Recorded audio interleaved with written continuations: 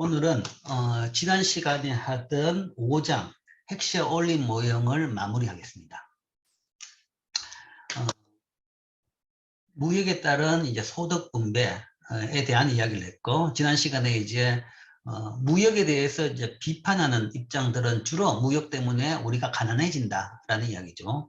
그렇게 가난해진다고 주장하는 사람들의 주장이 많이 있었고, 왜 그래 되는지에 대한 일반론을 이야기했습니다. 보다 이제 거기에 대한 그 주장에 대한 또 한 연장선상에서 나오는 이야기가 북남 무역과 소득 불평등이라는 거죠.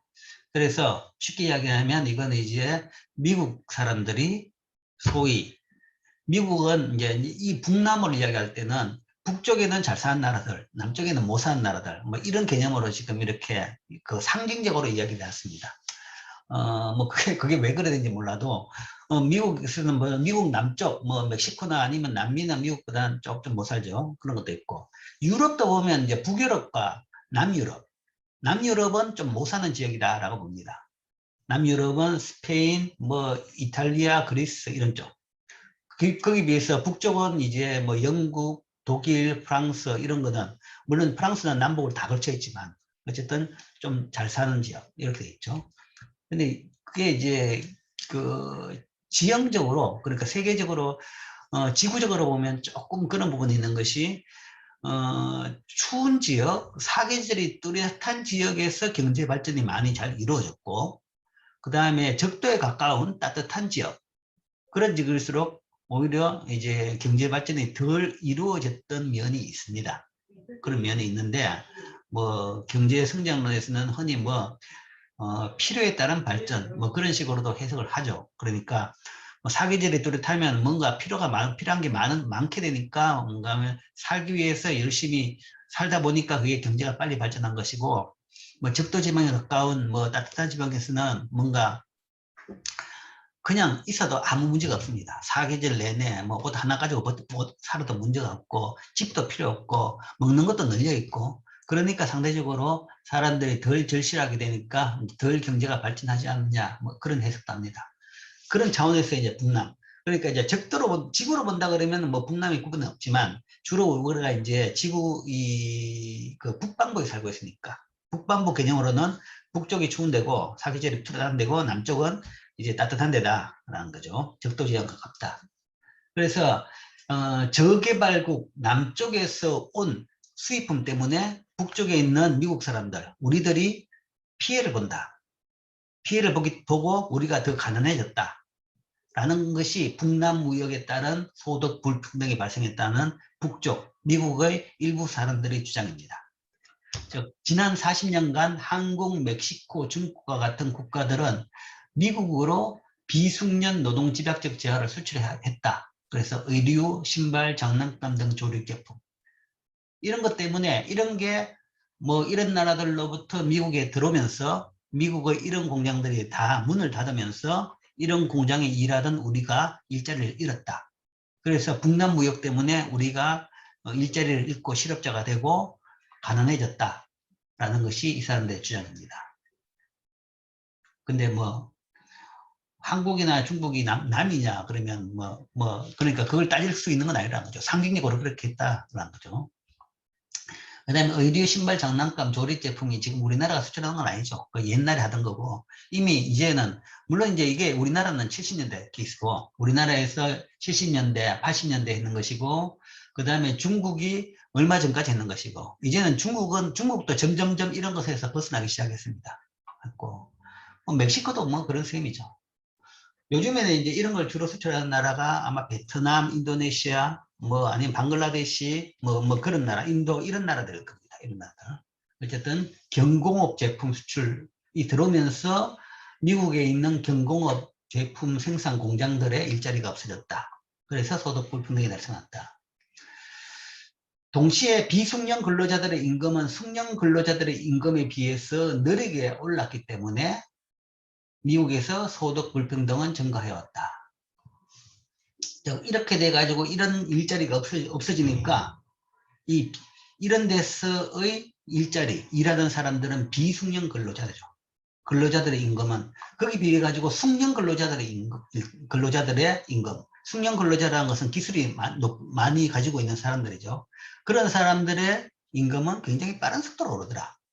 오른 데 비해 가지고 이 비숙련 근로자는 임금도 안 오르고 또한 실업자도 되고, 그래서 소득 불평등이 굉장히 심화됐다. 자, 그래서 그럼 소득 불평등의 원인이 뭐냐? 원인은 무역 때문이다. 거기서 온 물건 때문이다. 라는 것이 이 사람들의 주장입니다. 자, 이 주장에 대한 이제 우리가 평가를 해보자. 자, 핵시 어울림 모형에 따르면 상대적으로 풍부한 생산 요소 소유자들은 무역 이익을 얻고 상대적으로 희소한 생산 요소 소유자들은 무역으로 손해를 볼 것이다. 라고 예측합니다.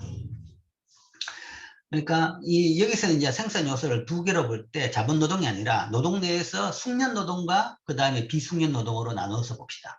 지금 소득 불평등은 거기니까 소득에서 불평등은 숙련 노동과 비숙, 그러니까 고소득자와 저소득자 간의 문제입니다. 그 격차가 심해진다. 그것은 숙련 노동과 기술 높은 하이테크 근로자와 그다음 비숙련 노동 이 두 개의 문제인데, 이 이야기는 핵심 올림 모형에 따르면 미국은 자 뭐가 많냐? 뭐 모든 나라가 상대적으로 비숙련 노동 숫자는 적습니다. 적은데 그러니까 비숙련 노동은 많고 숙련 노동 숫자는 적습니다. 모든 나라가 다 적긴 한데, 그러나 상대적으로 볼 때 다른 나라에 비해서 미국은 숙련 노동이 많은 거죠. 그러니까 모든 산업이 가장 발전된 나라가 미국이고, 뭐 모든 유명한 교육기관들이 다 뭐 많은 유명하고 사람들이 선호하는 교육기관들이 미국에 가장 많이 있는 거죠. 그래서 거기에 가장 숙련된 근로자들이 가장 많이 나오는 나라고, 그리고 기술 발전이 가장 많이 이루어진 나라죠. 그렇기 때문에 다른 나라에 비해서 상대적으로 숙련 노동이 풍부하죠. 그런데 핵시 올림 모형에서는 풍부한 생산 요소 소유자들이 무역으로 이익을 얻는다. 그러니까 그럴 것 같죠. 그러니까 무역에 의해 가지고 미국이 이 풍부한 생산 요소 소유자, 숙련 노동 사람들이 더 임금이 오른다. 오르고 상대적으로 희소한 비숙련 노동자들은 무역으로 손해를 볼 것이다. 아, 그래서 핵시 올림 모형이 맞구나. 그래서 미국에서 빈부격차가 심해지구나 라고 해석을 할 수는 있습니다. 할 수는 있는데, 그러나 이제 이 해석에도 조금 문제가 있는 것이, 자 봅시다. 이 모형에 따르면 소득 분배 변화는 생산물의 가격을 통해서 일어납니다. 즉 숙련 노동자들을 집약적으로 사용하는 재화 가격이 이제 수출품이 되면서 가격이 오르죠. 가격이 오르기 때문에 숙련 노동자들의 임금이 더 높아지는 겁니다. 높아지는데, 즉 소득 분배 변화는 생산물 가격을 통해서 일어나는데, 비숙련 기술 집약적 재화에 비해서 기술 집약적 재화 가격이 변했다는 증거가 없다는 이야기죠. 기술 집약적인 재화 가격이 만약에 그런 요인 때문에 소득 분배가 심했다 그러면 기술 집약적인 재화의 가격이 더 오르고 비숙련 집약적인 재화의 가격은 떨어져야 됩니다. 그런데 그런 현상이 없다. 오히려 두 가격차는 줄어듭니다. 점점. 두 가격차는 옛날에 비해서 점점 줄어듭니다. 숙련 집약, 비숙련 집약의 가격차는 점점 줄어듭니다. 특히 숙련 집약이라는 것은 뭐 강한 공산품이죠. 그러니까 아주 하이테크 상품들입니다. 뭐 반도체도 그렇고 비행기도 그렇고 이제 이런 거죠. 이런 거고, 비숙련 집약적이라는 것은 봉제, 옷이라든지 아니면 뭐 이게 장난감이라든지 그런 거죠. 그 가격 격차는 안 늘고 오히려 줄어드는 겁니다. 즉, 이 모형의 임플리케이션을 따른다고 그러면 이게 이렇게 된다는 것은 소위 하이테크 물건 가격이 오르기 때문에 거기 일하는 사람들의 임금이 더 높아진다라는 건데, 하이테크 물건 가격이 오르지가 않았다는 거죠. 기술 집약적 재화 가격이 변했다? 더 올랐다? 그건 아닌 거죠. 오히려 떨어진 겁니다. 점점점 떨어집니다. 뭐 PC 가격, 자동차 가격, 뭐 비행기 가격도 마찬가지입니다. 그런 걸 본다 그러면 점점 그 가격을 떨어지는 걸 볼 수 있는 거죠. 뭐 반도체 램 뭐 엄청나게 떨어지죠. 엄청나게 떨어집니다. 굉장히 빠른 속도로 떨어집니다. 이런 것들이 가장 기술 집약적인 제어합니다. 그래서 이것도 아니네. 그 다음에 모형에 따르면 비숙련 노동력이 풍부한 국가에서 비숙련 근로자들의 임금은 숙련 노동력의 임금에 비해 올라야 하지만 이 경우에는 반대다라는 거죠. 그러니까 미국 경우가 아니라 미국에 물건 수출하는 나라에서도 핵시올린 모형에 따른다 그러면 미국에 물건 수출하는 나라도 소위 이제 봉제라 옷이라든지 아니면 장난감을 만들어 수출하는 나라는 이제 그걸 많이 수출함으로써 그 만드는데 집약적인 재화, 즉 그 생산 요소, 비숙련 노동자들의 임금이 올라야 됩니다. 오르고 반면에 숙련 노동자 임금은 상대적으로 떨어져야 되는 거죠. 그런데 그런 나라에서도 숙련 노동자 임금이 더 오르더라는 겁니다. 그러니까 예를 들어서 멕시코, 대표적인 이런 나라죠. 멕시코에서도 숙련 노동력의 임금은 비숙련 노동력의 임금보다 더 빠르게 오르더라는 겁니다. 그 이야기는 핵시올린 모형에서 예측이 북남무역과 소득 불평등에서 나타나는 현상하고는 안 맞더라 하는 겁니다. 안 맞은 현상이다.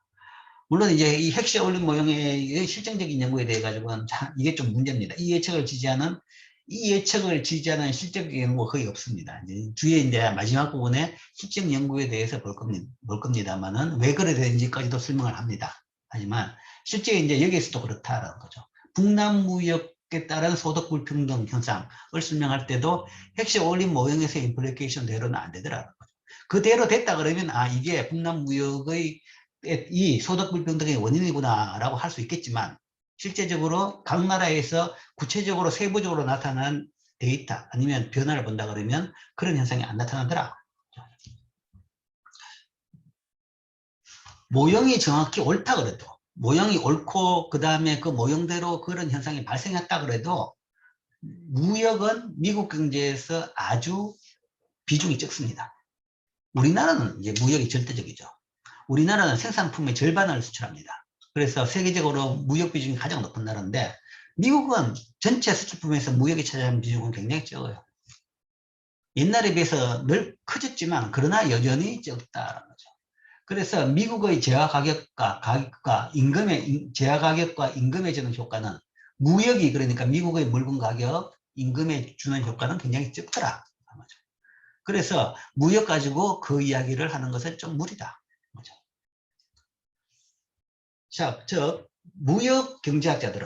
무역을 전공하는 경제학자들은 대다수의 관점은 이 경제학자들의 대다수는 이 소득 불평등을 야기시킨 문제의 원흉, 악당은 무역이 아니라 근로자 기술을 더 강조하는 신기술이다. 왜 이렇게 됐느냐? 현재 지금 세계적으로 소득 분배의 이 격차는 더 심해집니다. 우리나라도 그 이야기가 나오고 상대적으로 우리나라는 딴 나라보다는 나은 편인데 다른 나라는 굉장히 심합니다. 지금 미국이나 유럽도 그렇고 세계적으로 뭐 중국은 뭐 더더군다나 더 심하죠. 그러니까 최근 몇십 년 동안 세계 경제가 굉장히 빠르게 성장하면서 많은 나라에서 소득 분배가 굉장히 빠르게 악화되는 그런 현상이 나타났습니다. 그 원인이 무역이냐? 무역이 아니라는 이야기죠. 그 원인은 무역이 아니라 악당은 기술이다. 기술, 신기술. 신기술의 도입 때문에 그렇게 됐다. 신기술 어떤 것이냐? 작업장에서 컴퓨터와 선진된 기술의 광범위한 도입. 옛날에는 어쨌든 뭔가 하면 연장 하나 가지고 생산한 게 많았습니다. 뭐 봉제도 그렇고 장난감 만드는 것도 그렇고 뭐 그렇죠, 그죠? 뭐 전자제품 공장에 앉았을 때 뭔가 하면 납땜들고 계속 이런 거 있습니다. 그런데 이제는 모든 생산 과정에서 이 컴퓨터라는 게 사실은 이 일반 사람한테 도입된 것은 1980년대입니다. PC가 처음 나온 것이 1979년. 스티브 잡스가 소위 애플 1을 만든 것이 1979년이었습니다. 그 다음 그게 이 사람들에게 퍼진 게 1980년대 중반부터 이제 퍼지기 시작했습니다.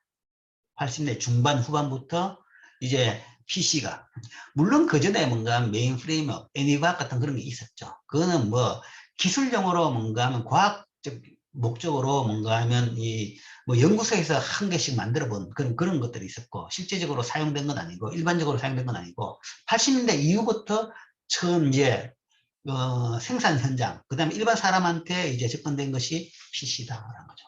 이게 지금 현재 모든 개인적인, 뭐 여러분 쓰고 있는 전화, 또 PC죠, 그죠? 전화부터 시작해서 모든 생산 공정에 이게 다 들어왔다는 겁니다. 들어와서 훨씬 더 옛날에 비해 가지고 생산의 효율성, 생산성을 높이는 기능을 하고 있는 겁니다. 생산뿐만 아니라 모든 생활이죠. 그러니까 뭐 소비, 아니면 판매, 모든 가게에 다 PC가 있죠. PC를 통해 가지고 모든 일들이, 그러니까 포스라고 해가지고 재고 관리, 아니면 결제, 뭐 모든 일에서 그게 사용됩니다. 그게 사용되면서 훨씬 더 기술이 높아진 겁니다. 그거 사용하는 것 자체가 하나의 기술입니다. 그걸 알고 모르고가 차이가 나는 겁니다. 그걸 모르고는 못하게 되는 거죠. 그러니까 그걸 잘 다루는 사람은 기술이 좋은 사람이고, 그걸 못 다루는 기술 안 된 사람은 이제 그런 그 작업 환경에서는 이제 일하기가 점점점 힘들어진다는 거죠. 즉, 무역하는 사람 입장에서는, 무역론 다루는 사람에서는 이 소득 불평등의 원인은 무역이 아니라 기술이다. 기술 때문이다. 그죠? 그래서 우리가 이제 이걸 좀 더 깊이 설명해 보면, 숙련기술, 편향적 기술 변화하고 소득 불평등. 자, 숙련된 기술, 숙련기술, 편향적 기술 변화가 생겼다. 지금 이야기한 대로 PCA 도입에 따른 기술 변화, 이런 거죠. 물론 이제 하이테크 산업에서는 뭐 표현하기 어려울 정도의 그런 기술 변화가 생깁니다. 뭐 그런 것까지 다 이야기할 필요도 없이 일반적으로 그냥 PCA 도입이다 정도로만 생각하면 되죠. 그것도 뭔가 하면 모든 산업에서, 모든 영역에서 이런 기술 편향, 숙련기술, 편향적 기술 변화가 생긴 겁니다. 자, 이게 왜 소득 불평등을 야기시키냐라고 하면, 이 그림을 통해 가지고 이 그림을 이해하면 여러분들이 그 주장을 잘 이해할 수 있을 겁니다. 자, 기술이 두 가지가 있다. 기술이 두 가지가 있는데, 한 나라 내에서 예를 들어서 이제 기술 집약적인 재화가 있고, 그 다음에 이제 그러니까 숙련 기술 편향적인 숙련 기술이 집약적인 재화가 있고, 그 다음에 비숙련 기술이 집약적인 재화가 있다. 자, 이게 그러니까 이 수평축이 숙련 비숙련 고용의 비율입니다. 그래서 숙련 고용 비율이 높다. 전체 고용자 중에서 숙련 고용자의 비율이 높을수록 그거는 숙련 기술을 많이 쓰는 하이테크 산업이 되겠죠. 왼쪽으로 갈수록 소위 비숙련 고용의 비율이 높죠. 그렇다 그러면 그거는 뭐 로테크 산업. 그러니까 뭐 아까 말한 대로 봉제라든지 옷을 만드는 공장이라든지, 아니면 장난감을 만드는 공장이라든지, 그런 거는 이제 왼쪽에 있을 겁니다. 그래서 여기서 LL이라는 것은 그 낮은 로죠, 그죠? 낮은 기술 산업이고, 하이는 높은 기술 산업이다. 그죠? 그 산업에서 그러니까 고용 비율, 숙련 비숙련 고용 비율하고 그 숙련 비숙련 임금의 비율입니다. 일종의 노동 수요, 숙련 노동의 수요 비율이 다 수요 곡선이라고 생각하면 됩니다. 숙련 노동의 비숙련 분의 숙련 노동을 낸 숙련 노동의 상대적인 임금과 상대적인 노동 수요, 산업별 노동 수요입니다. 임금이 높으면 숙련 노동을 덜 수요하겠죠. 비싸니까. 숙련 노동마저도. 그건 두 산업 다 마찬가지입니다. 그래서 왼쪽으로 갈수록 이 수요가 줄죠. 반면에 숙련 노동의 임금이 낮으면 낮을수록 더 많이 고용할 겁니다. 그건 당연히 두 산업 다 더 많이 고용할 겁니다. 그래서 이게 이제 숙련 노동의 수요 곡선이다 라고 생각하면 되죠. 숙련 노동의 상대적인 임금과 숙련 노동의 상대적인 고용량. 그죠? 그래서 이 고용 비율입니다. 그리고 이제 두 산업의 차이라는 것은 이 수요 곡선의 그래프 위치가 왼쪽과 오른쪽 다르다라는 거죠. 더 오른쪽에 있는 그래프라는 것은 더 숙련 노동이 많이 필요한, 그러니까 하이테크 산업이 되겠죠. 하이테크 숙련 노동 집약적, 상대적으로 숙련 노동 집약적 산업이고, 상대적으로 숙련 노동 덜 집약적인 산업이라는 것은 비숙련 노동 집약적인 산업이다 라고 볼 수 있겠죠. 그렇게 두 산업에서의 노동 수요, 그 다음에 임금에 따른 노동 수요 곡선을 그릴 수 있습니다. 자, 여기서 이제 숙련 노동의 임금이 올랐다. 그러니까 소득 불평등이 발생한 것은 이게 오른 겁니다. 이게 오른 것이 숙련노동의 임금이 오른 것이 숙련노동이 올랐는지 비숙련노동이 떨어진지 모르는데 어쨌든 두 격차가 벌어졌다는 이야기죠. 벌어졌다는 것은 그냥 어쨌든 이 비율 자체가 오른 겁니다. 숙련노동이 상대적으로 더 많은 임금이 오른 거죠. 그래서 숙련노동의 임금이 상대적으로 더 많이 오르면 이때 숙련 비숙련 임금의 비율이 오른 거죠. 오르면 옛날에 비해서 임금 불평등 이전에 비해 가지고 불평등 심화된 이후에 고용에서 어떤 변화가 생기냐 그러면 더 상대적 임금 상승에 따라서 두 산업 다 숙련노동을 덜 고용하게 됩니다. 비싸지니까 두 산업 다 덜 고용하게 되겠죠. 그래서 그건 논리적으로는 make sense. 그렇겠구나 라고 이해할 겁니다. 자, 예를 들어서 단순히 숙련노동의 임금이 올랐다. 무역에 따라서 숙련노동의 임금이 올랐다. 그렇다 그러면 무역에 따라서든 어떤 원인이든 숙련노동의 임금이 올랐다 그러면 두 산업 다 숙련 집약, 비숙련 진압 두 산업 다 숙련노동 근로자 수는 고용을 줄입니다. 그런데 지금 그렇냐라는 거죠. 지금 숙련노동 임금이 올랐죠, 상대적으로. 그래서 소득 불평등이 심해졌다. 그런데 두 산업 다 숙련노동 근로자 수를 줄였느냐? 에 대해서 아니죠. 반대입니다. 지금 오히려 모든 산업에서 숙련노동 근로자 수는 더 느립니다. 모든 산업이 점점점 더 자동화, 점점 높은 기술 진보. 그러니까 옛날에는 구멍가게는 물건만 갖다 놓고 팔았는데 지금은 그 구멍가게마저도 포스를 갖다 놓고 컴퓨터를 갖다 놓고 자동 재고 관리를 하면서 또한 그거마저도 네트워크가 돼가지고 편의점이랑 네트워크가 돼가지고 전국적으로 뭔가 하면 제품 공급업자가 연결돼가지고 실시간으로 재고 관리를 통해가지고 주문도 안 했는데 자동 주문을 통해가지고 물건이 떨어질 만한 물건은 계속 배달이 됩니다. 옛날보다 훨씬 더 소위 숙련기술 편향적으로 아예 저숙련 그러니까 집약적인 그런 산업마저도 바뀌는 겁니다. 바뀌었던 거죠. 이 상황이 아니란 거죠. 그럼 지금 현재 상황은 뭘로 설명할 수 있느냐? 숙련기술 편향적 기술 진보가 발생했다. 기술 변화가 발생했다. 이 두 산업 다, 이 두 산업 다 오른쪽으로 이동했다. 두 산업 다 PC를 도입한 겁니다. 그러니까 PC의 도입, 소위 PC를 비롯한 그런 소위 디지털 테크놀로지의 도입이 숙련기술 편향적 산업뿐만 아니라 모든 산업에 다 도입이 된 거죠. 그러니까 당연히 이 하이테크 산업도 점점 더 갔다. 숙련기술 편향적으로 갔다는 것은 이 기술 변화라는 것은 이 그래프가 오른쪽으로 이동했다는 거죠. 숙련기술 편향적 기술 진보가 생겼다는 것은 모든 산업에서 숙련기술 편향적 기술 진보가 생겼다는 것은 하이테크 산업의 이 노동 수요 곡선이 더 숙련기술 편향적으로 오른쪽으로 이동했다는 셈이죠. 네. 오른쪽으로 이동했고 그 다음에 로테크 산업도 마찬가지라는 거죠. 로테크 산업도 다 PC를 도입하고 디지털 테크놀로지를 도입했다. 라는 것은 이것도 노동 수요가 더 숙련기술 편향적으로 이동을 했는 겁니다. 두 산업 다 이렇게 기술 변화가 있고 난 뒤에 보니까 이러고 난 뒤에 보니까 임금이 오르니까 숙련기술 근로자들 임금이 오르면 그때는 점이 이 점이 되는 거죠. 옛날에 비해서 오른쪽이다. 비숙련 집약적인 산업마저도 옛날보다는 숙련 노동을 더 많이 씁니다. 물론 숙련 노동 집약적인 산업에서는 당연히 옛날보다 숙련 노동을 더 많이 쓰죠. 더 많이 쓰고 여기마저도 이렇게 쓰는 거죠. 즉 지금은 모든 산업에서 옛날보다는 컴퓨터는 기본적으로 다룰 줄 알아야 되고 어떤 그런 디지털 디바이스를 다룰 줄 알아야지 직장에서 일한다.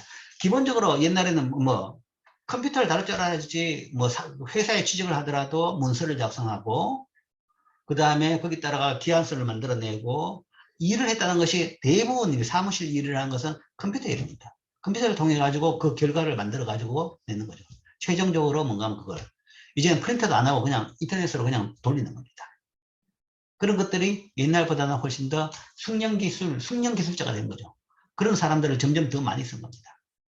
그래서 그거는 이런 식으로 단순히 무역에 따라 가지고 임금만 올라가 그래 된 것은 아니고, 자, 이 그림을 통해 가지고 지금 현재 소득 불평등의 원인이 무역이냐 아니냐에 답을 할 수 있는 거죠. 순전히 무역이었다 그러면 이렇게 되고, 그렇다 그러면 모든 산업에서 숙련기술 근로자를 덜 써야 된다는 거죠. 그런데 지금 아니죠. 모든 산업에서 숙련기술 근로자를 더 많이 쓰죠. 그렇다 그러면 그거는 이런 식으로 변화가 생겼다. 모든 산업이 숙련기술 비상적으로 기술 진보가 생겼다. 라는 것을 의미하는 거죠. 그래서 숙련된 노동력이 상대적으로 더 비싸다 하더라도 그런 비해서 두 산업의 생산자들은 숙련되지 않은 근로자들에 비해서 숙련된 근로자 고용을 더 증가시켰습니다. 오른쪽 그림에서는 더 증가시켰죠. 더 숙련 노동자를 더 고용한 이유는 숙련 기술 편향적 기술 변화에 따른 반응입니다. 다 디지털 디바이스를 도입하다 보니까 그걸 다룰 수 있는 사람을 쓰게 된 거죠. 그림에 의해서 무역 설명은 두 산업에서 고용에 대해 반대 반응을 예측했다. 실제 이제 무역 때문이었다 그러면 당연히 두 산업 다 숙련 기술 근로자를 덜 써야 된다. 그런데 그게 아니라 실제는 더 썼다라는 것은 이 원인 자체가 무역이 아니라 기술 진보 때문이다. 즉 미국 경제에서 대부분의 산업에 대한 숙련된 노동자의 광범위한 증거는 숙련기술 편향적 기술 설명의 증거가 되는 겁니다. 그 때문에 소득 분배의 이 악화가 생긴 거죠. 뭐 그 과정에서 무역의 기능이나 역할을 본다 그러면 아마 기술 변화 과정을 가속화하지는 않았을까 라는 생각은 들죠. 그런 식으로 기술 변화를 가속함으로써 임금 불평등의 증가에 간접적으로 뭔가 영향을 미치는 것은 뭐 어느 정도 그런 부분은 부정하지 못할 겁니다. 그런 부분도 있을 겁니다. 그러나 메인 요인은 아니다. 그죠? 무역이 기술 변화 과정을 가속화했다. 왜 그러냐 그러면 다음에 배우겠지만 무역을 통해 가지고 규모의 경제가 됩니다. 규모의 경제가 되고 더 공장 규모가 클수록 이런 기술 변화가 훨씬 더 빨라지는 거죠. 기술 변화에 따른 그 효과가 크기 때문에 파이가 커지기 때문에 더 빨리 기술을 도입하고 변화시키고 하게 되는 거죠. 그런 차원에서 아마 무역이 간접적인 기여를 했다. 수출하기 시작하는 기업들은 더 기술 지향적인 생산 기술로 개량한다는 거죠. 그러니까 더 공장을 키우려고 그러면 그때는 뭐 새로 하려고 그러면 옛날식으로 보면 똑같은 공장을 짓는데 지금은 기술이 더 좋아졌죠. 그러면 사람을 덜 쓰고 더 좋은 물건 만들어내는 기술이 나오면 또 그걸 쓰는 겁니다. 그럼으로써 더 기술 지향적인 생산 기술로 개량되는 거죠. 무역 자유화는 대부분의 기업들이 그런 기술 개량을 선택하도록 유도함으로써 광범위한 기술 변화를 발생시킬 수 있습니다. 또한 국가 간의 생산 공정을 분산시키는 것도 숙련기술 편향적 기술 변화와 유사하고 선진국의 숙련된 근로자에 대한 상대적 수요를 증가시킨다. 생산 공정을 분산시킨다. 라는 것은 제일 쉽게 이해할 수 있는 예를 든다 그러면 소위 애플 스마트폰을 볼 수 있는 거죠. 애플 스마트폰을 설계하고 뭔가 하면 그 디자인하는 것은 다 미국입니다. 미국의 애플 본사에서 하죠. 그러나 제작은 중국에 있는 대만 회사에서 제작합니다. 박스콘이죠. 박스콘이라는 중국에 있는 공장은 중국에 있습니다. 근데 그 박스콘의 소유자는 또 대만 사람입니다. 대만 회사입니다. 대만 회사의 중국. 그러니까 굉장히 세계적으로 복잡합니다. 그럼 왜 하필 대만 회사냐? 대만이 또 뭔가 조립에 대해서는 기술이 훨씬 더 많이 있습니다. 중국보다 당연히 많죠. 그런데 이제 인건비는 중국이 더 쌌죠. 근데 이제 지금은 몰라요. 중국에서 인건비가 자꾸 오르니까 이제 박스콘 또 일부 공장은 이제 인도에도 공장을 짓기 시작했습니다. 중국은 이미 이제 시골에 있는 사람들이 대부분 다 도시로 오면서 공장으로 오면서 더 이상 올 사람이 없어졌습니다. 이제 뭔가 하면 대부분 유효 근로자들이 대부분 다 고용되면서 지금부터는 이제 임금이 오릅니다. 최근에 임금이 많이 올랐죠, 중국에. 중국이 그 과거 한 10년 전까지 그러니까 한 20년 동안 세계 공장 역할을 한 것은 수요가 늘고 생산을 계속 만들어내는데도 불구하고 임금이 안 올라요. 안 오르니까 그 물건이 싸게 전 세계적으로 얼마나 수요가 늘더라도 계속 물건을, 싼 물건을 공급할 수 있었습니다. 그래서 세계 공장이다라고 했는데, 물건 안 오르면서, 가격 안 오르면서 계속 만들 수 있었던 것은 시골에 많은 여유 인력이 있었기 때문에 됐던 거죠. 근데 그 여유 인력이 이제 다 고용되고 나니까 이제부터는 더 만들려고 그러면 임금이 오르는 거죠. 그래서 한 10년 전부터 이제 중국에서 임금이 오르기 시작했습니다. 오르기 시작하니까 이제는 이 저임금의 매력이 떨어지면서 많은 단순 제조 공장들은 중국에서 더 임금이 낮은 다른 나라도 빠져나가고 있는 거죠.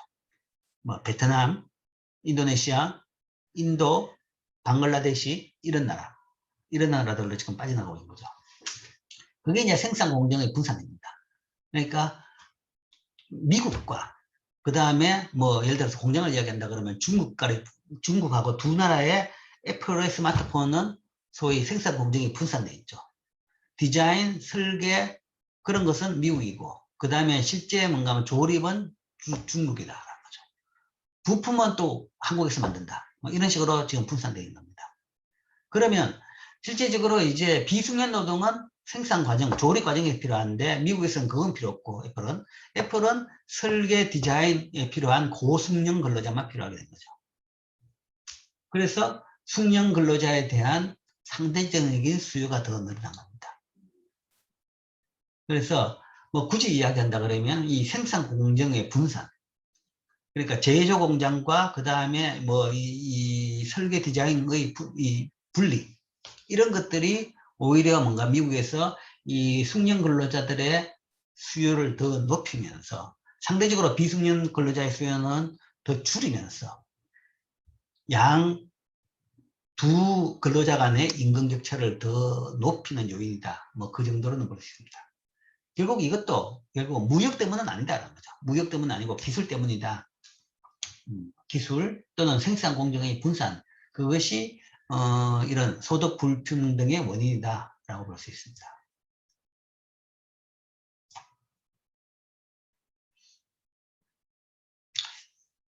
자, 그 다음으로는 생산 요소 가격 공정화. 다음 이슈는 생산 요소 가격 공정화. 남은 것은 이제 두 가지입니다. 생산 요소 가격 공정화하고 그 다음에 핵시 올림 모형에 대한 실증 연구까지 보겠습니다.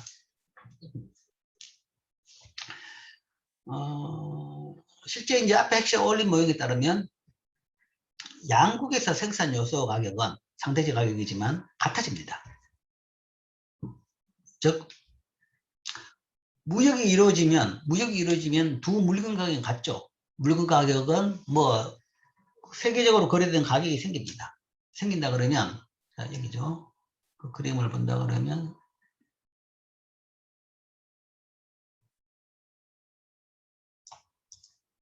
자 이거죠. 무역 가격의 결정은 이겁니다. 무역 가격의 결정은 뭐 두 나라 다 동일한 수요 곡선이 있고 그 다음에 우리나라의 상대적인 공급 곡선, 그러니까 직물의 상대적인 공급 곡선, 외국의 상대적인 공급 곡선. 무역이 없다 그러면 두 나라 다 상향 가격에서 가격이 결정됩니다. 무역이 없다 그러면 우리나라는 여기서 가격 1위 가격이고, 그러니까 요게 그 클로딩의 가격이고, 요 3점에 해당하는 데는 요게 외국의 클로딩 가격이었습니다. 근데 이제 무역이 허용된다 그러면 결국은 이 사이에 어떤 수준에서 가격이 결정되겠죠. 그런데 이제 그림으로 봐가 그 사이라는 것은 정확하게 한 포인트를 찍을 수 있습니다. 그러니까 우리나라로서는 가격이 오른다는 것은 클로딩이 수출제고, 그 이야기는 이 생산보다 수요가 적은 겁니다. 수요보다 생산을 더 많이 하는 거죠. 그리고 그 차이는 수출액이고 수출량이고 그 다음 외국은 상대적으로 가격이 떨어진다는 것은 생산보다 수입을 더 많이 하는 겁니다. 생산보다 더 많이 쓰는 거죠. 더 많이 소비할 수 있는 것은 수입을 통해서, 즉 이만큼이 수입입니다. 그러니까 수출량하고 수입량, 이 폭이 같아지는 그 점에서 가격이 결정되겠죠. 어쨌든 여기서 뭔가 하면 가격은 하나로 됩니다. 그러니까 둘이 무역에서의 가격, 그게 양국에서 각각 국내 가격도 됩니다. 무역 전에는 각각 다른 가격이었는데 자유무역이 허용된다 그러면 전 세계 가격은 국내 국외할 것이 딱 한 가격이 되죠. 그리고 가격이 딱 결정됐다 그러면, 생산 가격이 결정됐다 그러면 그 다음에 뭐 생산 요소 가격 어디 갔나? 생산 요소 가격은 이걸 해도 되고 뭘 해도 마찬가지입니다. 가격이 일정했다 그러면 그 가격에 따라 가지고 그 나라 생산 가능곡선이 있죠. 생산 가능곡선하고 가격하고 이 접하는 점이 바로 생산점입니다. 생산점이죠. 생산점이고 이게 뭔가 아마 상대 가격입니다. 상대 가격이고 그 다음에 여기에서 뭔가 하면 이 두 생산 요소의 고용 비율이 결정되고 두 생산 요소의 상대 그러니까 생산 요소 가격도 결정되는 겁니다. 그러니까 양국에서 생산 요소 가격도 당연히 동일하겠죠. 그게 바로 여기서 이야기한 생산 요소 가격 균등합니다. 생산 요소 가격 균등화 됩니다. 즉 리카르도 모형과 달리 헥시올리 모형은 생산 요소 가격이 무역하는 국가 간에 같아진다. 라는 것이 이 모형은 헥시올리 모형의 임플리케이션, 함축입니다.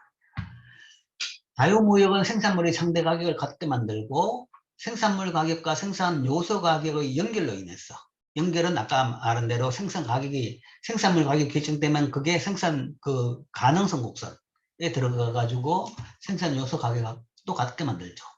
그러면 생산 요소 가격도 역시 균등화 됩니다. 무역은 상대적으로 풍부한 생산 요소에 의해서 생산된 재화의 수요를 증가시키고 이 생산 요소들의 수요를 간접적으로 증가시키고 상대적으로 풍부한 생산 요소 가격은 올린다. 라는 것이 헥시올리 모형에서의 예측입니다. 즉 풍부한 생산 요소에 의해 생산된 재화의 수요를 증가시키기 때문에 이 생산 요소들의 수요를 간접적으로 증가시키고 이 가격, 생산 요소 가격이 오르는 거죠. 그 이야기는 소위 저소득 국가에서 소위 경공업품을 만든다. 그러면 경공업품에 많이 쓰는 임금이 올라간다. 노동에 대한 가격, 임금이 오른다는 거죠. 저숙련 근로자들 임금이 오른다. 올려야 된다. 반면에 고숙련 노동을 많이 쓰는 미국 같은 나라에서는 그 고숙련 노동 물건이 수출 많이 되면 그 가격이 오르니까 고숙련 노동의 임금이 오른다. 그런데 실제 세계에서 생산 요소 가격은 국가 간에 같지 않더라. 그 모형은 무역국들은 같은 재화를 생산하거나 그런데 실제 보면 생산 요소 가격이 국가 간에 같지 않다. 그거는 쉽게 이런 거죠. 세계적으로 임금을 봅시다. 세계적으로 임금 격차는 엄청납니다. 즉 한 나라 내에서 임금 격차도 이게 소득 분배의 문제로서 많이 대두되지만 세계적인 임금 격차는 그게 비교가 안 될 정도로 격차가 심합니다. 여기에 예를 들어서 2011년 데이터로서 미국 임금이 시간당 임금이 100이다 라고 했을 때 그러니까 평균 임금을 보는 거야. 평균 임금이라는 것은 사실은 격차는 굉장히 큰데 평균이라고 하는 것은 상당히 그래도 덜 차이가 나는 겁니다. 평균인데 평균은 변화가 적죠. 평균을 보더라도 미국이 100이다 그러면 독일은 더 비싸고 133, 일본도 그 수준이고 스페인은 80%밖에 안 되고 우리나라는 절반이더라. 자, 우리나라 임금이 미국의 절반이다. 이게 뭐냐 그러면 1인당 국민소득이 미국의 절반이죠. 1인당 국민소득이 거의 임금하고 같다라고 생각하면 됩니다. 정확한 값은 아니지만 같은 비율로 움직인다라고 보면 되는 거죠. 그러니까 우리가 절반인 거죠. 브라질은 우리보다 더 적은 미국의 3분의 1, 멕시코는 더 낮은 미국의 20%도 채 안 되고 중국은 이때는 좀 더 심했죠. 미국의 4%밖에 안 됐습니다. 물론 데이터가 중국은 조금 더 뒤지만 그런 식으로 전 세계적으로 임금 격차가 굉장히 심하게 나타납니다. 요소 가격 균등화가 안 된 거죠. 안 됐다. 임금이 다르다. 즉 실제 세계에서 생산 요소 가격은 국가 간에 같지 않다. 왜 그러냐? 그러면 여기에 대한 설명이 필요하죠. 헥시올리 모형은 무역국들은 같은 재화를 생산한다고 가정하죠. 국가들은 생산 요소 비율이 아주 다르면 다른 재화를 생산할 것이다. 실제 그만큼 간단하게 심플하게 같은 재화를 생산하지는 않는다. 생산 요소 비율이 아주 다르면 다른 재화를 생산한다. 옷이라고 해가 같은 옷은 아닌 거죠. 미국에 팔리는 옷, 중국에 팔리는 옷이 다릅니다. 완전히. 그 모형은 또한 무역국들은 같은 기술을 갖는다고 가정하지만 다른 기술이 생산 요소 생산성에 영향을 줄 수 있다. 기술은 다 같다라고 가정하는데 실질적으로 기술은 다르죠.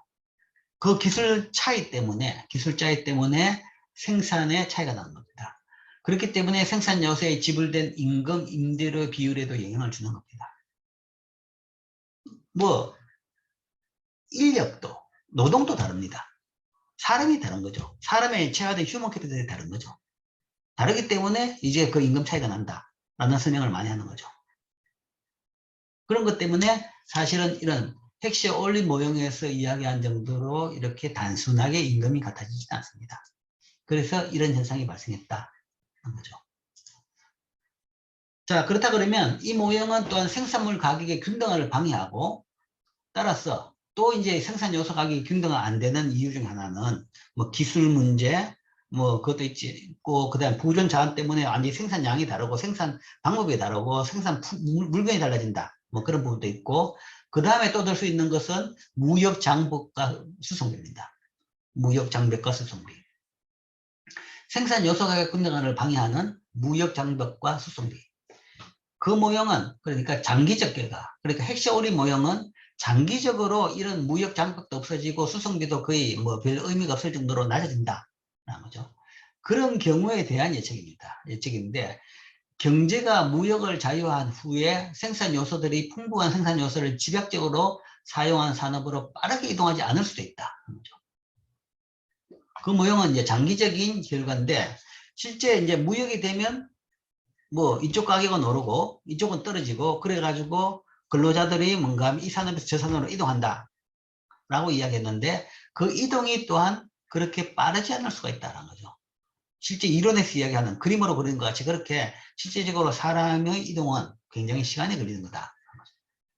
즉 산업으로 빠르게 생산 요소를 집약적으로 사용하는 산업으로 빠르게 이동하지 않을 수가 있는 거죠. 즉 단기에서 생산 요소 생산성이 그들의 현재 단계에서 생산 요소의 사용에 의해 결정되기 때문에 생산 요소들의 임금, 임대료 비율은 국가 간에 다양할 수도 있는 겁니다. 즉 여전히 이동 중인 나라가 꽤 있는 거죠. 이동 중이다 그러면 결국은 안 같아진 겁니다. 그렇기 때문에 뭐 이렇게 여전히 차이가 나고 있다는 거죠. 그래서 우리나라도 뭐 예를 들어서 아직도 미국의 반이다 라고 하면 여전히 이동 중이다라는 거죠. 더 숙련도 등 집약적인 산업으로 이동 중인 겁니다. 이동 중이고 그게 이제 완전히 더 산업이 이동이라는 것은 사실은 뭔가 하면 더 산업이 진보하고 발전하는 거죠. 발전하면서 거기에 따라 이동하면서 결국은 나중에는 점점점 격차는 줄고는 있죠. 줄고는 있는데 완전히 같아지지는 않았다 라고 이제 해석할 수 있습니다. 그래서 생산 요소 가격 균등화가 실제 이제 모형에서는 뭐 같아지는 것 같이 보이는데 현실적으로는 이런 원인들 때문에 이제 같아지지 않다라고 설명할 수 있습니다. 자, 마지막으로 이제 실증적 연구입니다. 이제 이 모형에 대한 전체적인 이제 부분에 대한 실제 현실하고의 비교입니다. 뭐 앞에도 현실하고 비교했는데 그건 이제 디테일한 세부 부분을 비교했고 이제 가장 중요한 부분에 대한 부분입니다. 자, 핵시 올린 모형에서 가장 중요한 것은 뭐냐? 무역을 결정한 것이 뭐냐? 부존 자원의 상대적 풍부성인 거죠. 부존 자원의 상대적 풍부성이 무역을 결정한다. 리카르트 비교 우열은 기술이죠. 기술에 따라서 기술이 무역을 결정하는데 핵시 올린 모형은 부존 자원에 따라서 무역이 결정된다. 실제 그렇냐라는 것을 우리가 실증 분석을 해봅니다. 그럼 가장 초기적인 연구가 레온티에프의 실증 분석입니다. 레온티에프는 미국이 세계에서 그러니까 레온티에프가 미국 사람인데 미국 자료를 분석했죠. 미국이 가장 그래도 자본 처음 모형은 자본 노동이었으니까 자본 노동으로 봐가지고 자본이 많은 나라다. 자본이 잘 살고 자본이 많은 나라죠. 그렇기 때문에 미국은 자본 집약적인 재화를 수출하고 노동 집약적인 재화를 수입할 것이다. 라는 것이 핵시 올린 모형의 예측입니다. 그래서 그런지를 데이터를 봤죠. 미국이 세계에서 가장 자본 집약적인 국가이기 때문에 미국 수출이 미국 수입보다 훨씬 더 자본 집약적인 것을 많이 수출하고 있어야 될 건데 실제 데이터에서는 미국 수출이 미국 수입보다 덜 자본 집약적이더라. 는 아이러니를 발견했습니다. 그래서 이걸 가지고 우리가 또 다른 레온티에프 패러독스라고 이야기합니다. 레온티에프가 이제 이 데이터를 통한 패러독스를 몇 개 발견했는데 여러 이제 패러독스가 있어요. 무용론에서의 레온티에프 패러독스죠. 핵시올린하고 정반대되는 결과를 발견했습니다. 그럼 이 사람이 좀 이상한 데이터 가지고 이렇게 발견했냐 싶어가지고 그 후대의 학자들이 또 한 번 봤어요. 이 세 사람이 미국뿐만 아니라 27개의 나라 자료 가지고 이 레온티에프하고 비슷한 방법으로 핵시올린 모형을 검증해 봤는데 역시나 국제적 수준에서도 레온티에프 역설이 확인됐다. 자본이 많은 나라가 자본집약적인 자료를 수출하는 게 아니더라는 거죠. 자본이 많은 나라가 오히려 노동집약적인 자료를 수출하더라. 이런 황당한 결과를 발견했습니다. 자, 이게 이제 어떤 데이터냐 보면 이제 이런 거죠. 이런 식으로 비교를 해본 거죠. 그 뒤에 이제 볼드윈 할아버지가 이제 이 데이터로 봤는데, 예를 들어서 미국의 수출자하고 수입제의 생산 요소 함량을 봤는데 100만 달러당 자본, 수입제에서는 100만 달러당, 그러니까 수입제 100만 달러 했는데 이 100만 달러를 만드는데 든 자본을 계산해 보니까 213만 달러 정도 드는 그런 물건이었다. 라는 거죠.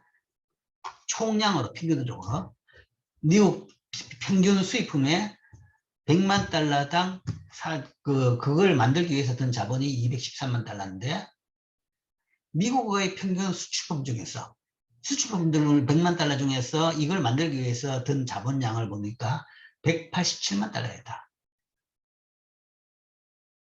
그러니까 수입품보다 수출품이 자본이 덜 담는다. 수출품은 미국에서 만들죠. 수입품은 미국 이외에 자본이 적은 나라에서 들어오는 겁니다. 자본이 적은 나라에서 만드는 물건은 자본을 더 많이 쓰고 자본이 많은 미국에서 만드는 물건이 자본을 적게 쓰더라는 거죠. 그래서 패러독스입니다. 그 다음에 노동으로 봤어도 100만 달러 수출품 수입품 100만 달러당 노동자 노동시간으로 본 겁니다. 연간 노동시간으로 본 거죠. 연간 노동했는 시간, 노동 투입 시간으로 본다 그러면 수입품에는 119시간이 들었고 수출품은 131시간 들었습니다. 똑같은 X만큼 수입품, 수출품 만들었는데 미국에서 만든 것은 수출품이죠. 그것은 사람을 더 많이 쓴 겁니다. 노동시간이 더 많았다. 더 노동집약적이라는 거죠. 이게 더 노동집약적이고 이걸 보면 이게 덜 자본집약적이라는 것은 더 노동집약적이라는 얘기입니다. 이걸 봤어도.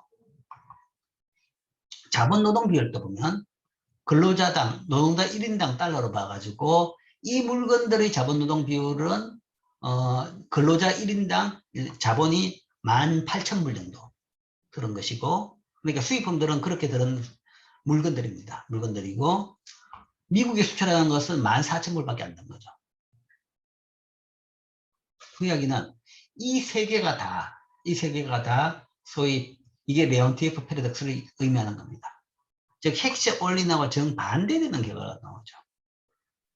자본이 제일 많은 미국이 자본집약적인 자료를 수출해야 되는데 그게 아니라 미국이 노동집약적인 자료를 수출하더라는 거죠. 그래서 야 이게 뭐냐 황당하다 라는 거죠. 자 쉽게 이야기하려면 이런 겁니다. 우리나라에서 미국에 수출하는 물건을 봅시다. 우리나라에서 미국에 수출하는 주 물건들은 가장 자본집약적인 물건들입니다. 반도체 D램. 반도체 D램이라는 것은 제품 하나는 뭐 싸진 않지만 그래도 싸죠. 공장에 비해서. 공장 규모가 엄청납니다. 그래서 삼성전자 같은 경우에 매년 그 공장 짓기 위해서 수십조 원씩을 돈을 쓰고 있습니다. 엄청나게 자본집약적인, 노동은 별로 안 들어가고 자본집약이겠죠. 조선도 마찬가지예요. 조선.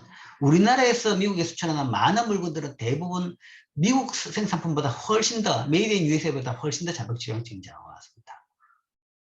우리나라가 미국보다 자본이 많냐? 그건 아니죠. 미국이 훨씬 더 재산이 많고 돈이 많죠. 자본이 많은데도 불구하고 실제적으로 그렇다라는 얘기죠. 그러니까 자본, 노동 이렇게 두 개로 나눠보니까 이게 설명이 안 된 겁니다. 핵시 올린 이론하고 정반대되는 수출 방향이 결정된 거죠. 현실적으로 우리나라 수출 물건을 봐도 그렇습니다. 물론 우리나라가 1970년대는 경공업 중심으로 수출을 했죠. 그때는 핵시 올린 모형이 맞았을 겁니다. 그때는 우리나라에서 미국에 수출하는 것이 뭐 봉제, 장난감, 뭐 가발, 뭐 그런 경공업, 자본이 별로 안 들어가는 물건이었는데 우리나라가 이제 1980년대부터 이제 중화공업으로 돌아서면서 지금 미국에 수출하는 것은 아까 말한 대로 반도체, 전자도 라디오 같은 경우는 자본이 별로 안 들어가는 거죠. 그러나 그런 건 이제 우리나라 더 이상 안 만듭니다. 안 만들고 뭐 중국이나 베트남이나 아니면 멕시코나 아니면 뭐 저기 다른 나라에서 만들죠. 반도체라든지 아니면 자동차, 조선 뭐 이런 거죠. 훨씬 더 자본 집약적인 재화를 만든다라는 것이 실제 우리 눈에도 보이죠. 그게 이 현상이라고 하죠. 자, 그래서 이러면 핵시 오리 모형이 틀렸나? 틀렸다라는 겁니다. 이렇게 이걸 본다 그러면. 그런데 이제 이 보는 이제 관점의 문제인데, 그러니까 다른 차원에서 한번 보자라고 해가지고 추가로 두 개를 들었습니다. 근로자당 평균 교육 연수하고 노동력 중 기술과 과학자의 비율로 본다 그러면 근로자 수는 미국에서 만든 물건이 시간을 더 많이 때려 넣는데 이 근로자당 평균 교육 연수를 본다 그러면 미국 수입품보다 수출품이 더 많더라. 그 이야기는 미국 수출품이 좀 더 숙련노동 집약적이다라고 볼 수 있죠. 더 교육을 많이 받은 사람들이 만드는 물건이다라는 것은 더 숙련노동 집약적이다. 그 다음에 노동자 중에서 기술자와 과학자의 비율, 그러니까 아주 숙련노동, 고숙련 노동자의 비율을 본다 그러면 수입품은 0.0189, 수출품은 0.0255. 그러니까 자본노동을 나누면 핵심 원리대로 설명이 안 되는데 노동 중에서 뭔가만 숙련과 비숙련으로 나눈다 그러면 설명이 된다. 그죠? 생산 요소를 어떻게 하냐에 따라 다른 거죠. 뭐가 메인이냐라는 거죠. 뭐가 메인이냐. 숙련과 비숙련, 기술로 본다 그러면 숙련과 비숙련 나누면 자, 숙련 노동이 상대적으로 많은 미국은 숙련 노동 기술 집약적인 재화를 수출하고 그 다음에 수입품은 그래도 숙련 노동이 덜 집약적인 물건들을 수입한다 라고 말이 되죠. 말이 되는데 자본과 노동으로 나누면 이건 이제 안 통하는 겁니다. 안 통하게 되는 거죠. 자, 그게 이제 왜 그러냐 그러면 뭐 이렇게 볼 수 있어요. 자본은 더 이상 이제 그 고정 요소가 아닙니다. 그러니까 그 나라 내에서 국경을 못 빠져나가는 게 아니죠. 이제 자본은 언제든지 쉽게 빠져나갑니다. 실시간에 뭔가 하면 그냥 컴퓨터 클릭으로 어떤 세계 어디든지 돌아다닙니다. 자본이 풍부하다는 말은 의미가 없어요. 전 세계적으로 뭔가 하면 어디든지 필요하면 더 갈 수 있으니까. 그렇기 때문에 그 자본이 뭔가 하면 우리나라에서 뭐 많이 써가 자본지역적인 재화를 많이 만들 수 있었던 거죠. 처음에 그 우리나라 70년대 말에 자본지역적인 그 공장, 뭐 중화공업을 만들 때 다 빌린 돈입니다. 우리나라 돈이 별로 없었죠. 그걸 빌려가지고 만든 겁니다. 그 자본이 많은 미국에서 많이 빌렸죠. 그러니까 그걸 뭔가 하면 지금은 이제 그렇게 이동이 완전히 자유로운 자본 가지고 생산 요소를 넣어가지고 어느 나라가 풍부하다 풍부하지 않다 이야기하는 것은 별 의미가 없죠. 그렇기 때문에 그런 옛날식으로 자본 이동이 안 될 때 따져본다 그러면 이렇게 이제 패러독스가 나오는 거죠. 나오는데 노동은 여전히 이동성이 굉장히 낮습니다. 이민이 자유롭지 않죠. 한계적으로 뭔가 하면 근로자들을 받아들이는데 아주 제한적으로 받아들입니다. 그렇기 때문에 이동성이 그렇다 그러면 어떤 나라가 뭐가 풍부하다 덜 풍부하다는 걸 알 수가 있는 거죠. 그렇기 때문에 뭐 이게 실제 이제 이때는 사실은 현재 지금의 이제 두 생산 요소를 통해 가지고 풍부성에 따라서 수출의 방향을 이야기할 때는 자본 가지고 설명하는 것은 조금 무리가 있는 것이고 그렇기 때문에 숙련노동 비숙련노동으로 한다 그러면 핵시올리 모형과 동일한 결과 그 임플리케이션에 따른 그런 결과가 나올 수 있다라고 우리가 설명할 수 있겠죠. 그래서 실제 모형을 버릴까 하다가 보니까 이걸 보니까 모형이 그래도 의미가 있구나라는 증거로 볼 수 있습니다. 그 다음에 이제 거기에 대해서 뭐 같은 이야기입니다. 기술적 효율성의 추정치로 봐가지고 기술적 효율성을 보면 기술이 이제 얼마나 많이 쓰느냐 보면 점점 나라별로 이렇게 차이가 큽니다. 그죠? 즉 핵심 올린 모형은 생산 요소 가격이 무역 국가들 간의 균등화될 것이기 때문에 생산 요소 가격들이 균등화될까지 생산 요소들은 어떤 재화를 생산하고 수출할 것이다 라고 예측합니다. 다시 말해서 생산 요소들의 용역으로부터 서비스로부터 예상된 가치는 국가 간에 예상된 무역 양에 제한되어 있다라는 거죠. 제한되어 있는데, 자, 이거는 이제 자, 이건 이제 조금 이제 다른 이야기인데, 실제 이제 핵심 올린 모형이 실장 분석에서 왜 이래 이제 예상과 다른 결과가 나오냐, 다른 결과가 나오냐 보면 여기 대해서 이제 또 다르게 한번 해석하는 것은 실제 이제 무역의 방향보다는 무역의 양으로 일단 봅니다. 무역의 양이 충분히 안 되고 있다는 거죠. 그러니까 여러 가지 요인 때문에 무역이 이론에서 이야기한 만큼 충분히 안 되고 있다. 여러 가지 요인을 이야기한다 그러면 뭐 예를 들어서 수송비라든지 아니면 무역 장벽이라든지 아니면 문화 장벽이라든지 정책적인 요인이라든지 그런 것 때문에 이론에서 이야기한 만큼 충분히 교육이 안 되고 있는 거죠. 그렇다 그러면 뭔가 하면 지금 현재는 이론의 임플리케이션은 완전히 교육까지 가는 중간 단계인 거죠. 그래서 덜 요소 가격이 균등화된 겁니다. 덜 요소 가격이 균등화된 것이고 덜 뭔가 하면 이 방향이 그러니까 이론에서 이야기한 만큼 방향이 덜 된 거죠. 그런 아이디어에서 착안해가지고 실제적으로 우리가 뭔가 하면 무역이 완전히 자유롭게 돼가지고 이론에서 이야기한 만큼 무역이 많이 이루어진다 그러면 그때는 핵심 올인에서 이야기하는 그 방향대로 그대로 무역이 이루어질 것이다 라는 주장입니다. 라는 주장으로 실제 뭔가 이론에서 이야기한 만큼 무역이 이루어질 경우에 어떻게 되는지를 봅니다. 그래서 생산 요소 가격들이 균등화될 때까지 생산 요소들은 제어 가격을 생산하고 수출한다. 그래서 그만큼 되는 과정에서 이제 그렇게 되는 과정에서 점점 무역 방향이 어떻게 되는지를 보는데, 자 실제 연구. 그러나 생산 요소 가격은 국가 간에 균등화되지 않은 건 현실이었죠. 국가 간의 임금 차이가 심했습니다. 그것은 예상된 무역량이 실제로 일어난 것보다 훨씬 더 클 것이다 라는 것을 이야기한다는 거죠. 실제 이런만큼 무역이 안 됐기 때문에 무역량이 충분히 안 늘어났기 때문에 그 격차가 있는 것이고 그 이야기는 격차 자체가 존재한다는 것은 실제보다 무역이 적다. 예상된 무역량은 실제 일어난 것보다 훨씬 더 커야 된다. 무역 이론에서 얘기하는 것은. 그래서 우리가 실현되지 않는 무역 이런 개념을 씁니다. 실현되지 않은 무역까지 감안하자. 실현되지 않은 무역까지 감안했다 그러면 이것의 결과는 이 사람에 의해서 발견됐는데 이 실현되지 않은 무역, 뭐 물론 이 실현되지 않은 무역이 발생하는 이유는 뭐 여러 가지 이유가 있습니다. 여러 가지가 있는데 두 나라 간의 기술이 앞에서 이야기했죠. 기술이 동일하지 않고 기술의 차이가 있으면 기술은 근로자들의 생산성에 영향을 주고 그래서 노동 서비스 가치에 영향을 주고 고기술과 높은 노동 서비스 가치를 갖고 있는 나라는 저기술과 저노동 서비스가 갖는 국가로부터 반드시 많이 수입하지는 않을 것이다. 그 다음에 이걸 보면 됩니다. 즉 요소 가격을 균등하게 만들지 않는 것은 기술이 같지 않다. 그 다음에 그렇기 때문에 두 나라가 동일한 물건을 생산하지 않다. 물건이 다를 수가 있는 거죠. 다르다. 제품이 다른 거죠. 큰 카테고리고 같지 모르지만 옷도 천차만별이죠. 그렇기 때문에 물건이 다르다. 그 다음에 비용이 들지 않는 무역은 제화 가격을 균등화시킨다. 무역에 따른 비용이 발생한다. 무역에 따른 비용. 비용이라는 것은 수송비도 있고 그 다음에 무역 장벽도 있습니다. 이런 것들이 있는 거죠.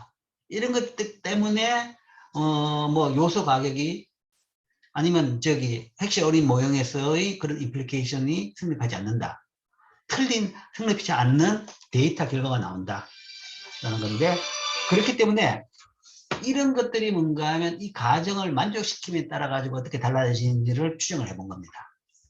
그래서 좀 복잡한 연구인데 기술의 차이가 있는데 이 기술이 차이가 없다. 그러니까 현재 모든 가정 이 세 개 차이가 있는 경우에 지금 현재 이 예측 성공, 부호 검증은 맞는 것이 한 32%밖에 안 됩니다. 그 이야기는 핵심 우리 모형에 따라서 자본이 많은 나라가 자본 집약적인 자를 수출하고 노동이 많은 나라가 노동 집약적인 자를 수출한다. 라는 그 부호 방향이 맞는 것이 뭔가 하면 전체 100개 나라 중에서 32나라밖에 안 맞더라라는 이야기죠. 안 맞은데 여기에다가 국가 간 기술이 같아질 수 있도록 데이터를 바꿔봤습니다. 그걸 집어넣어 가지고 데이터의 변화를 변화시킨 거죠. 그러니까 예측 성공이 32%에서 50%로 올랐습니다. 그러니까 부호가 맞는 게 100나라에서 50나라로 늘어난 거죠. 또 이렇게 되니까 이 경우에는 실현되지 않은 무역이 예측치보다 관찰치가 거의 한 요 정도였죠. 어쨌든 그렇고. 그 다음에 여기다 또 추가로 해가지고 가정 2까지 추가했습니다. 1도 두 나라가 기술도 같고 그 다음에 만드는 물건도 정확하게 동일하다. 라고까지 해보니까 부호가 맞는 것이 86%까지 올라갔습니다. 올라갔고 그 다음에 거래 비용까지 줄였죠. 수송 비용, 그 다음에 무역 장부까지 없애보니까 핵시 올린 모형에서의 예측이 91% 맞는 걸로 나온다. 결국 이제 뭐 예를 들어서 이론하고 왜 현실이 다르냐, 이론과 달리 현재 결과가 나오냐 돼가지고는 이론에서 이야기한 가정이 현실적으로 다 맞지는 않는 거죠. 그것 때문에 그렇다 하는 거죠. 그래서 이제 이론에서 말한 가정대로 현실을 반영시켜 보니까 그 다음에 실제 이론대로 되는 걸로 나타나더라. 지금 현실 데이터가 이렇지만 그건 뭔가 하면 이론하고 거의 같아지는 식으로 데이터는 해석이 된다 하는 거죠. 즉 핵시 올린 모형이 지금 뭐랄까 그 모형이 가지고 있는 생각 그 다음에 방향 그런 걸 본다 그러면 굉장히 이게 뭐 진짜 그럴듯하고 무역의 방향에 대해 가지고 더 잘 설명해 주는 이론 같이 보이는데 실제 데이터를 보니까 이제 이렇게 차이가 나더라. 이게 안 맞는 걸로 나오더라 라는 건데 그거는 이제 이론이 틀린 것이 아니라 실제 나라별로 현실이 조금 다른 부분이 있죠. 그 때문에 그런 격차가 상당히 많이 나는 것이고 이제 그런 부분을 이제 제거하고 나니까 실제 이론은 맞는 걸로 나온다. 그래서 이런 연구들이 핵시 어울린 모형의 실증 연구를 뭐 어떻게 봐가지고 좀 구제하기 위해서 추가적으로 된 연구죠. 그래서 뭐 이 모형을 뭐 틀렸다고 볼 수 있는 건 아니다 하는 거죠. 뒤에 이제 몇 개 이제 추가적인 핵시 어울린 모형의 실질적인 연구가 더 있습니다. 더 있는데 오늘 다 하기는 조금 많네요. 그래서 오늘은 여기까지 하겠습니다.